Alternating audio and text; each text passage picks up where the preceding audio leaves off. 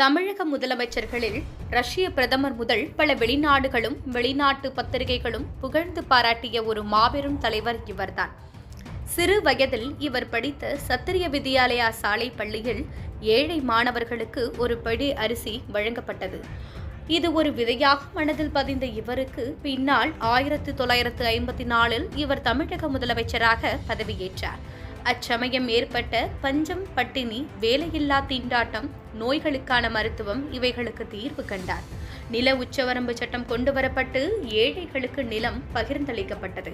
Keezhbhavani, Manimuthar, Kaveri delta, Araniyar, Vaigai அணை, அமராவதி அணை, சாத்தூர் அணை, கிருஷ்ணகிரி அணை, புள்ளம்பாடி அணை, விடூர் அணை, பரம்பிக்குளம் ஆழியாறு, நெய்யாறு அணை, கட்டளை மேல்நிலை கால்வாய் திட்டம் போன்ற நீர்ப்பாசன திட்டம் உருவாக்கப்பட்டது. 1600 குளங்கள் சீரமைக்கப்பட்டன. 3000 பள்ளிக்கூடங்கள் திறக்கப்பட்டன. மாடு மேய்க்கும் ஒரு சிறுவனிடம் படிக்க விருப்பமில்லையா என்றார். அவன் பள்ளிக்கூடம் போனால் பசி தீருமா என்றான்.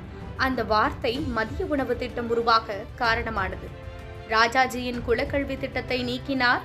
பல கல்லூரிகள் தொடங்கினார். தமிழ் ஆட்சி மொழியாக அறிவிக்கப்பட்டது. அரசு வரவு செலவு தமிழில் தெரிவிக்கப்பட்டது.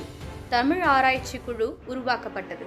குந்தா, மோயாறு, கூடலூர், மேட்டூர், சமயநல்லூர், சென்னை, நெய்வேலி ஆகிய இடங்களில் நீர்மின் நிலையம், அனல் மின் நிலையங்கள் உருவாக்கப்பட்டது. நெய்வேலி நிலக்கரி திட்டம், நீலகிரி கச்சா பிலிம் தொழிற்சாலை, சர்க்கரை ஆலைகள், சோடா உப்பு தொழிற்சாலைகள், மேட்டூர் காகித தொழிற்சாலை, பெரம்பூர் ரயில் பெட்டி தொழிற்சாலை துவங்கப்பட்டது. தொழிற்பேட்டைகள் உருவாக்கினார். மக்களுக்காக திருமணமே செய்யாமல் வாழ்ந்து தொண்டு செய்த இவரை தான் பிறந்த மண்ணான விருதுநகர் மக்களே தேர்தலில் தோற்கடித்ததுதான் மிகவும் வேதனையான ஒன்று. இந்த கல்வி புரட்சியாளர், மனிதநேயம் கொண்ட சிந்தனையாளர் யார் தெரியுமா? கருப்பு தங்கம் கர்ம வீரர் காமராஜர் அவர்கள்.